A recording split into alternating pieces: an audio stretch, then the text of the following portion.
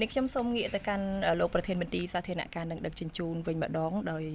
សារតែបច្ចុប្បន្ននេះយើងកំពុងតែអនុវត្តទៅលើគម្រោងនេះដោយភាសាអាដាមបានជំរាបជូនចង់ដឹងថាតើតាមលក្ខណៈបច្ចេកទេសវិញ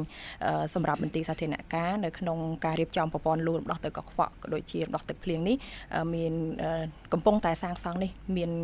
ការពន្លឿនឬក៏ស្ថានភាពកម្រិតណាដែរចាសសូមអញ្ជើញបាទសូមអរគុណដែលមានការអនុញ្ញាតពីអាដាមសុកលូអភិបាលនៃគណៈអភិបាលខេត្តបាត់ដំបងបាទក្នុងនាមមន្ត្រីសាធារណការដែលជាសេនាធិការឲ្យក្រសួងផងជាពិសេសបាទជាសេនាធិការផ្ទាល់បាទរបស់ថ្នាក់ខេត្តអញ្ចឹងមន្ត្រីជំនាញគឺបានពិនិត្យតាមដានយកចិត្តទុកដាក់បាទពាក់ព័ន្ធនឹងការងារកសាងប្រព័ន្ធលូរំដោះទឹកកខ្វក់បាទដូចដឹងស្រាប់ហើយអាដាមអភិបាលខេត្តលោកបានបញ្ជាក់ឲ្យបាត់ដំបងយើងបានទទួលគម្រោង2បាទប្រព័ន្ធខាងកើតស្ទឹងនិងខាងលិចស្ទឹងបាទចា៎រហូតដល់ពេលនេះគឺយើងបានស្ថាបនាបញ្ចប់ដើមខែ12ឆ្នាំ2025ចុងខែ12សុំទោស25រួចរាល់ជាស្ថាពរមកហើយបាទអញ្ចឹងពាក់ព័ន្ធនឹងមន្ទីរគឺយើងបានយកចិត្តទុកដាក់ទាំងផ្នែកបច្ចេកទេសជាពិសេសដឹងស្រាប់ហើយយើងគម្រោងគឺពាក់ព័ន្ធនឹងគម្រោងថ្នាក់ជាតិគឺយើងមានអ្នកត្រួតពិនិត្យគឺថាបើនិយាយទៅកងស្តង់សិតតែចំវិញសិតថ្នាក់ជាតិដោយកម្រិតអន្តរជាតិដែលគាត់ត្រួតពិនិត្យការងារនឹងអញ្ចឹងពាក់ព័ន្ធនឹងការនេះដឹងស្រាប់ដោយបងប្អូនមួយចំនួនគាត់បានលើកឡើងថាកាយមួយសាទៀតហ្នឹងដោយសារតែយើងតេស្តធ្លាក់បាទចា៎តេស្តហ្នឹងបានថាបើថាកំហាប់ទេពេលទៅយោយើងតទៅវាមានបញ្ហាជ្រាបអីយើងពេលដែលយើងឆែកមានបញ្ហាហ្នឹងវាត្រូវតែឲ្យកាយមួយសាទៀតបាទចា៎បាទកន្លែងនេះខ្ញុំចង់សូមបន្ថែមបន្តិចបាទចា៎លោកប្រធានមន្ត្រីគាត់ជម្រាបបាញ់មិញនេះគាត់ចង់ជម្រាបថាកន្លងមកនេះដែលយើងធ្វើលូរំដោះទឹកកខ្វក់នៅក្រោមដីនេះគឺវាមានលក្ខណៈស្មុគស្មាញនិងលំបាកហើយការត្រួតពិនិត្យបច្ចេកទេសគឺមានហៅថាអ្នកជំនាញការបរទេសកុំសួរតង់នៅបរទេសហើយគាត់មកមើលអ្វីដែលធ្វើហើយនឹងគឺត្រូវធ្វើតេស្តបានតែម៉េចបានតែយកធ្វើហើយកាយធ្វើហើយដាក់ឲ្យអស់លុបដីអស់ហើយដើម្បីគេធ្វើតេស្តគេបាញ់សម្ពាធខ្យល់ចូលតាមកម្រិតប្រមាណប្រមាណតាមបច្ចេកទេសនេះបាញ់ទៅបើមានថាគេមើលកុំព្យូទ័រគេនេះថាអូកន្លែងមានធ្លាឬមានមិនជាប់ភ្លេចកន្លែងណាគឺទៅកាយឡើងវិញធ្វើម្ដងទៀតហើយអាហ្នឹងហើយបាទបងប្អូនមួយចំនួនលោកឆ្ងល់ថាហេតុអីក៏ធ្វើឲ្យមិនធ្វើទៀត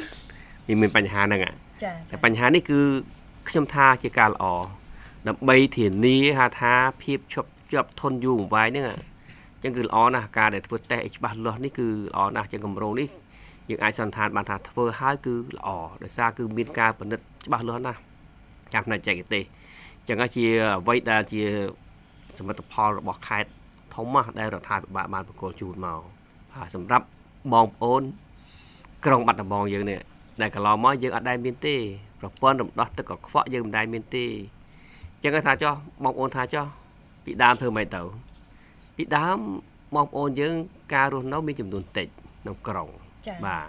អញ្ចឹងទេយើងដឹងហើយកន្លងមកតែពេញប្រគុណមានធ្វើអីតែវាបូមបាទបូមបាទហើយបូមយុទ្ធចាក់ណា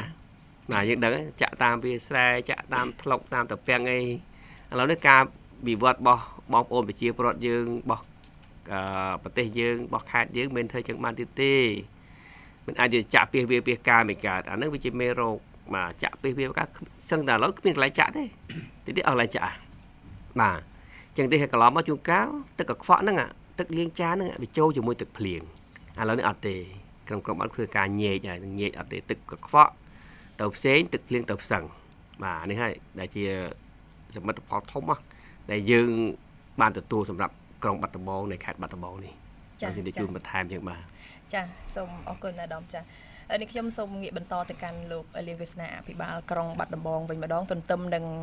យើងកំពុងតែអនុវត្តទៅលើគម្រោងទាំងអស់នេះចង់ដឹងថាតើរដ្ឋបាលក្រុងបានសហការជាមួយនឹងអាជ្ញាធរភូមិសង្កាត់ចា៎នៅក្នុងការសម្របសម្រួលឬក៏យើងផ្ដល់ព័ត៌មានទៅកាន់បងប្អូនប្រជាពលរដ្ឋយ៉ាងណាដែរសូមអញ្ជើញចា៎បាទជាបឋមសូមគោរពជម្រាបសួរដល់អស់លោកស្រីនិងប្រិយមិត្តទាំងអស់ដែលបានស្ដាប់នៅទីនេះក្នុងនោះគឺអាជ្ញាធរក្រុងគឺបានសហការយ៉ាងជិតស្និទ្ធជាមួយនឹងអាជ្ញាធរសង្កាត់ភូមិ ហើយពិសេសលោកគ្រូអ្នកគ្រូដែលនៅចំណុះឲ្យរដ្ឋបាលក្រុងគឺថាធ្វើម៉េចគឺផ្សព្វផ្សាយបញ្យលបងប្អូនជាប្រវត្តិយើងដែលរស់នៅតាមដងផ្លូវទាំង21ខ្សែនេះឲ្យគាត់ចូលរួមជាមួយនឹងអាជ្ញាធរព្រោះអ្វីទាំងអស់នេះបងប្អូនលោកបានជ្រាបហើយថាពីមុនតើគាត់